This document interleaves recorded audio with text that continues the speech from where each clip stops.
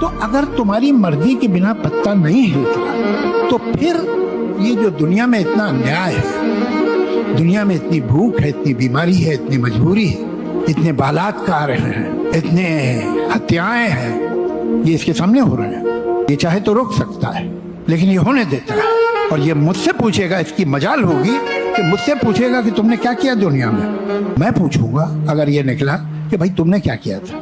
अगर कोई भूखा सो रहा है, ये हमारी कमजोरी है।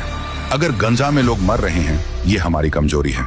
अगर किसी लड़की का बलात्कार हो रहा है, ये हमारी कमजोरी है। अगर कोई बुरा इंसान हम पर राज कर रहा है, ये भी हमारी कमजोरी है। हम जिस वजह से इंसान बनाए गए, वही वादा तोड़ दिया हमने। हम सब इस दुनिया में आने से पहले आलम अरवाह में थे। वहां हमारा संवाद हमारे रब से हुआ। रब ने सबके सामने एक बड़ी अमानत, जिम्मेदारी पेश की। पहाड़, आसमान और जमीन सब डर गए, लेकिन इंसान ने हाँ कर दी। कुरान कहता है, निस्संदेह इंसान जालिम और नादान है। सूरह अल-अहज़ाब 33-72। वो जिम्मेदारी क्या थी? गरीब को सहारा देना, अनपढ़ को पढ़ाना, बच्चों को इंसानियत सिखाना, औरतों की इज्जत करना, बलात्कारी और कातिल को सजा देना, ज़कात देना ताकि कोई भूखा ना सोए, बराबरी और इंसाफ से समाज चलाना, और अगर कोई जुल्म करे तो सब मिलकर उसके खिलाफ खड़े होना। यही थी इंसान की असली ड्यूटी।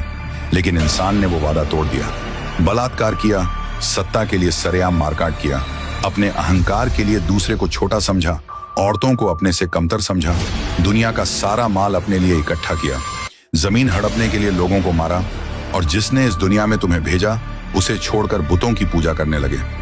रब ने हमें याद दिलाने के लिए 1,24,000 नबी और किताबें भेजी, लेकिन हमने नबियों को कत्ल किया, किताबों में बदलाव कर दिया, आखिरी नबी मोहम्मद सल्लल्लाहु अलैहि वसल्लम और कुरान को भी झुठला दिया। आज मुसलमान भी कुरान सिर्फ सवाब के लिए पढ़ते हैं, लेकिन उसकी हिदायत भूल गए हैं। और अब हम पूछते हैं, ऊपर वाला कहाँ है? असलियत ये है कि अगर कोई भूखा सो रहा है, ये हमारी कमजोरी है। अगर गंजा में लोग मर रहे हैं, ये हमारी कमजोरी है। अगर किसी लड़की का बलात्कार हो रहा है, ये हमारी कमजोरी है।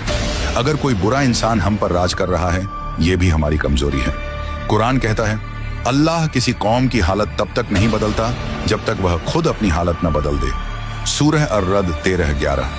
बुराई ऊपर वाले की वजह से नहीं है, वो तो हमें बार बार रास्ता दिखा चुका है। बुराई इसलिए है क्योंकि हमने अपनी जिम्मेदारी निभाना छोड़ दी। पर इन गुनाहों का हिसाब होगा। अगर आप भी चाहते हो कि ये पैगाम हर इंसान तक पहुंचे, तो इस वीडियो को शेयर करो,